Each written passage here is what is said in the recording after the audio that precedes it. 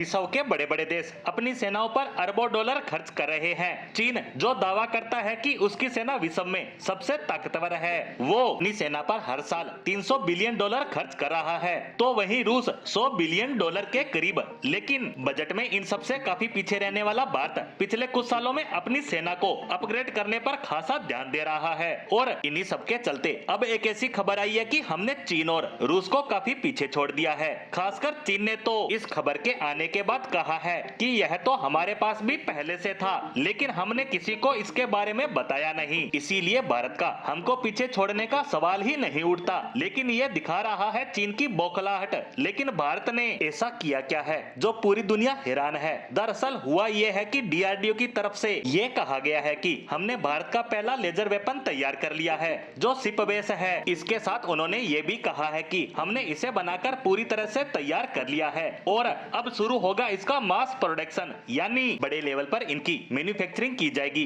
और उसके बाद जो भारत की नौसेना के शिप्स हैं, युद्धपोत हैं, डिस्ट्रॉयर हैं, उन पर इन्हें लगा दिया जाएगा। यानी नौसेना को एक शक्तिशाली हथियार मिलने वाला है। शक्तिशाली कैसे, तो डीआरडीओ ने बताया है कि ये लेजर हथियार कम से कम 30 किलोवाट पावर का होने वाला है, जिससे ये तमाम ड्रोन, लड़ाकू विमान, यहाँ तक कि बैलिस्टिक मिसाइलों को ट्रैक करके उसके अंदर के सिस्टम को पूरी तरह से तबाह करने में सक्षम होगा। जैसा कि आप जानते हैं कि लेजर हथियारों की दो सबसे बड़ी खासियत होती है। पहला है एक्यूरेसी, यानी निशाना चूकता ही नहीं है। एक बार की तो दुश्मन की मिसाइलों को भटकाया जा सकता है, लेकिन लेजर वेपन को आप भटका ही नहीं सकते, यानी यह बिल्कुल ही असंभव है। दूसरी सबसे खास बात है इसकी कीमत। अगर आपको दुश्मन के लड़ाकू विमान, ड्रोन या मिसाइलों को मारकर गिराना है, तो अपनी तरफ से तैनात एयर डिफेंस सिस्टम मिसाइलें छोड़ेंगे उन्हें निशाना बनाने के लिए। और उन इंटरसेप्टर मिसाइलों की कीमत करोड़ों रुपए में होती है, यानी एक छोटे से ड्रोन को मार गिराने में ही 8-10 करोड़ रुपए तबाह हो जाते हैं। लेकिन लेजर हथियार बिजली से चलने वाला यंत्र है और इसे इस्तेमाल करने का खर्च मात्र 100 से लेकर 500 रुपए के बीच है, यानी नाम मात्र के खर्च से हम अरबों रुपए के लड़ाकू विमानों को मार गिरा सकते हैं। और इसीलिए पूरी दुनिया इन हथियारों को बनाने में दिन रात